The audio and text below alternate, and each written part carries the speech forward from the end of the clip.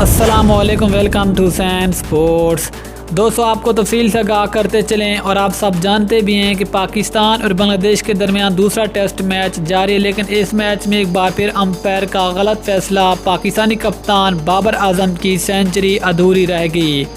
बाबर आजम जो test cricket में काफ़ी अरसे के बाद 76 रन पर बैटिंग कर रहे थे, तो उस वक्त बांग्लादेशी फास्ट बॉलर खालिद अहमद ने आकर बाबर आजम को गेंद कराई और वो गेंद जाकर सीधी बाबर आजम के पैड पर लगी, जिसके बाद अंपायर ने बाबर आजम को LBW आउट करार दे दिया। लेकिन बाबर आजम अंपायर के फैसले से मुतमईन नहीं थे और बाबर आजम ने फौरन ही रिव्यू ले लिया और रिव्यू में भी जो गेंद थी वो लाइन से बाहर गिरी और जाकर लेग स्टंप वाली विकेट पर हल्की सी टच हुई, लेकिन फिर भी अंपायर ने बाबर आजम को आउट दे दिया क्योंकि वो अंपायर का फैसला था और अंपायर ने अपने फैसले को बरकरार रखा। लेकिन अंपायर के इस फैसले के बाद बाबर आजम काफ़ी गुस्सा हुए और फिर ड्रेसिंग रूम की तरफ चल पड़े।